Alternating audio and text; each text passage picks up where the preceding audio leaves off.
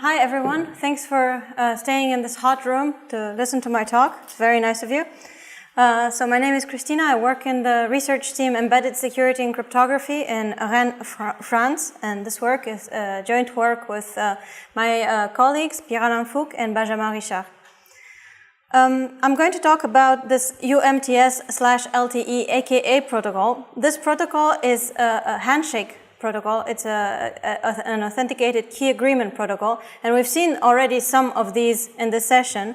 So usually key agreement protocols take place between two parties, but in the context of 3G and 4G mobile networks, the idea is to use this kind of protocol in order to provide communication as a service, which is to say we want to provide service to clients, to mobile clients all over the globe, respecting their mobility thus, but also respecting their privacy. And obviously the focus will be on respecting their privacy in this talk. So the infrastructure in 3G and 4G networks features three types of parties, not just two. One of them is the client, so that's just the mobile phone. Usually mobile phones, they are associated with some operator, which is usually in their home country, so it would be Orange, maybe if you're in France. And then there's a third entity which is not always trustworthy, which is called the server. So the server is the one who actually provides the service to the client, not the operator directly. So in the home network, the server and the operator are affiliated to the same network. Basically, they can trust each other a bit more. However, when people are roaming, and all of us do that on a regular basis, the client is served through some partner operator. So here in Germany, say Telekom, which has an agreement with the client's operator. Unfortunately, there is no guarantee of security in either the implementation or in, sort of legal aspects of the server. So there is no guarantee that the server is not subject to some eavesdropping or legal governmental eavesdropping agencies. There is no guarantee that this server has implemented the protocol securely. So what you want is to limit the damage that the bad server can do on the privacy of the client. So there's two concerns that we're really working on at the moment. It's the idea that we have to have a secure channel on which the service, something like messaging or minutes of talking, can be provided. On the other hand, we want the client privacy. So we want to prevent that so-called metadata can be used for tracing users or tracing their behavior, like what services they use more often. The AKA protocol is actually standardized by the third generation partnership project. Has been standardized about 15 years ago, and it has been maintained by the same group. It provides mutual authentication between the server and the client, and the key agreement, which allows to establish a secure channel. The main problem that we address in this paper is that the AKA protocol does not actually guarantee much of client privacy. And many people have come to tell me, yeah, sure, it's not a big problem because other layers of mobile communications don't guarantee privacy either. The obvious response to that is, sure, but if we're not addressing privacy at any layer, then we might as well give up on our privacy right now. So in this paper, we have analyzed some existing failures of this AKA protocol, and this is what I'm going to focus on in this talk. And then we also presented a fix for better security and privacy. I'm not going to present the details of our variant, just some higher level properties. And the main reason is that the AKA protocol is actually insanely complicated as it is. So the AKA protocol infrastructure features some secret and some public material. It's a symmetric key protocol, so the client and the operator have access to secret keys, the secret key of the client, the secret key of the operator, and something called a sequence number, which actually is used as some sort of randomness in a PRF.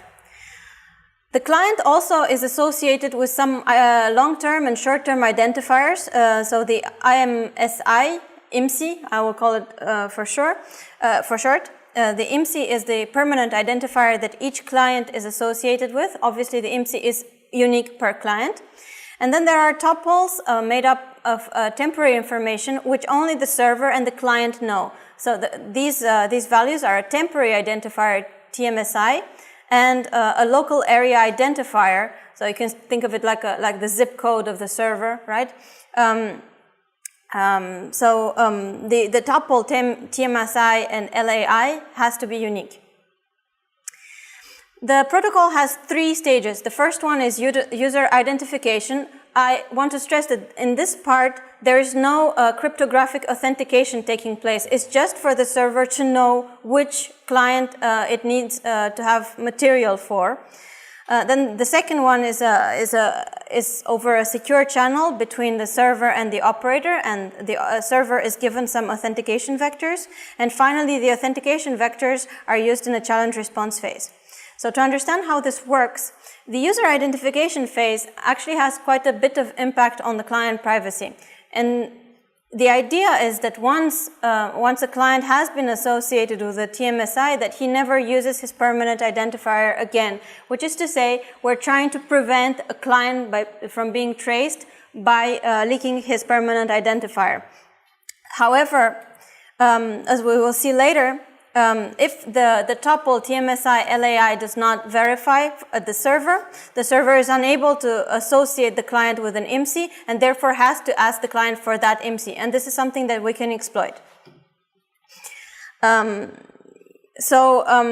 Finally, if the server has an IMSI value, he can request from the operator of that client, and this is something that he will know once he knows the IMSI. He will request some authentication and key agreement material. So basically what happens, in order to skip a little over the details, the server does not have any of the secret keys that are shared between the client and the operator. So what the operator does is it basically it runs the authentication session for the server and provides him with all the necessary values. In red, the values in red are the confidentiality key, CK, the integrity key, so that's for authentication. IK, there's a masking key AK, and 2 MACs, one that identifies the server to the client and the other one the other way around. These 5 values are computed freshly for new randomness R and for new sequence numbers at each iteration of the protocol, and they are the results of 5 cryptographic functions. There are 2 algorithm suites that 3GPP has actually standardized. One is based on AES and it's called Millinage, and the other one is called TUAC and it's based on Ketchak, or the Ketchak internal permutation. Once these authentication vectors including all the values on top are calculated, the operator sends these values to the server, and the server has enough material for n sessions. So going back to the actual authentication protocol, what happens is that the server first sends a tuple made up of one authentication vector, or one subset of information from an authentication vector, namely the randomness, a constant AMF, the masked sequence number that was used for the authentication, and a MAC that authenticates the server to the client. The client has to verify the validity of these information and afterwards recover the sequence number that was used. Now, the client stores its own sequence number, and it receives from the server the sequence number that was used by the operator for that session. These could be equal. I mean, in the best case, they will be equal. But if the 2 parties are desynchronized, they will be far apart. So what we want, or what 3GPP wanted, was that these values are not too far apart. If the values are too far apart and the MAC verifies, so we know that the operator is honestly desynchronized from the client, there's some sort of resynchronization procedure, which I will not cover the details of here, but which behaves differently than the authentication protocol. So finally, if everything checks out all right, then the client updates its sequence number to the sequence number it received, and it derives the session keys, sending with it also a response res, which is actually the MAC. So if everything goes all right, if all goes as planned, then there is a secure channel that is established with these keys CK and IK. Finally, in the final phase, there's a TMSI reallocation phase. Now, this is very important. The TMSI reallocation should be over the secure channel, so it should be encrypted and authenticated, but in fact, it is not authenticated. This is only encrypted. The result of the TMSI reallocation is obviously to give the client a new TMSI to use at the next session. So let's look at some privacy requirements. 3GPP said they needed 3 properties. First is a user identity confidentiality, the second is untraceability, and the third is location confidentiality. I'm actually using their terminology. It doesn't always overlap with the terminology we use in cryptography. So user identity confidentiality refers to the IMSI value, the permanent IMSI that should be confidential with respect to a passive adversary. Now, we thought that having a passive adversary today or nowadays is a bit under-ambitious. So we consider active adversaries as well. And we also want to ensure that the sequence numbers, which actually can be used to tell clients apart, should also remain confidential. Second one is user untraceability. That no adversary must know whether the same service is provided to a client many times. Now, this is basically in order to prevent adversaries from tracing your behavior. Now, we translated this into no adversary must know if some services and one particular service is delivered to the same client as before or not. As we discussed in our paper, basically this together with the linkability requirement that we had actually gives the untraceability in a much more modular way.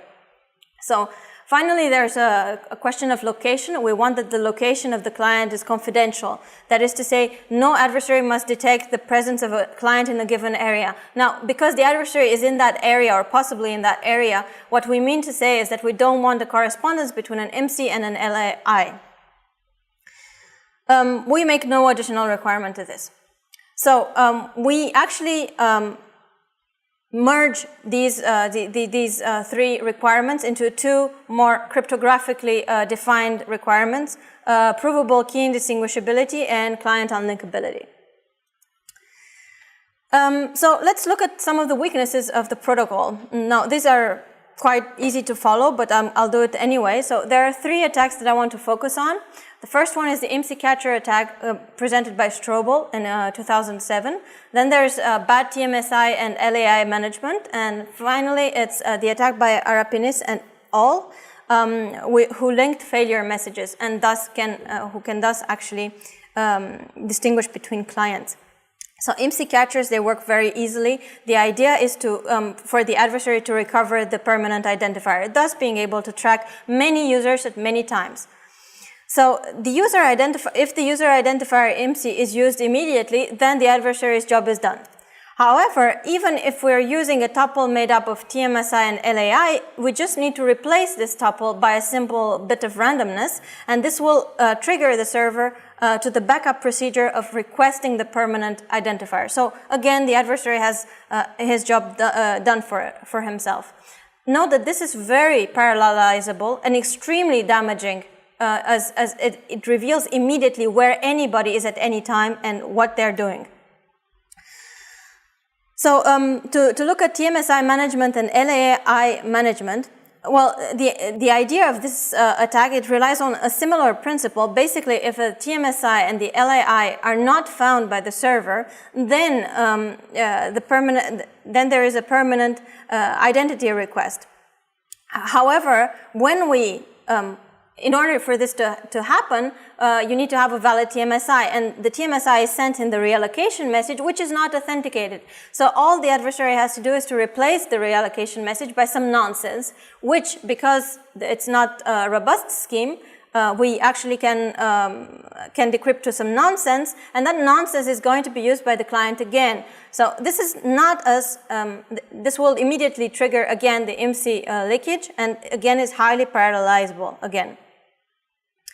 Finally, there's a failure message linkability, which actually relies on the fact that the adversary can manage messages in the network. Finally, for example, it can stop an authentication challenge from reaching the client, thus essentially desynchronizing him, and then testing out which client will actually respond to this by means of a response, rather than by means of a failure message. Basically, to see this in perspective, this is not parallelizable. The idea is to make one client desynchronized and then targeting that client, seeing that he behaves anomalously with respect to others. To see our fix, I'm just going to say a few words about it, namely that we are actually reducing the 5-step protocol to a 3-step protocol. We're removing any type of resynchronization, and we're ensuring that the TMSI reallocation is well done. We have a fix that reduces the batch of authentication vectors to only one element. We're careful about how indices and sequence numbers are used, and we also encrypt the permanent identity and use an unforgeable identification procedure to prevent further attacks by active adversaries. Our results are, we actually achieve something that is weak client unlinkable, weak because we are not allowing any corruption of any clients, and which is key indistinguishable. Moreover, we prove that if we want to keep the structure of the protocol as it is, so without many modifications, then we actually can't get better privacy than this. So this is the best we can do. So finally, just to conclude,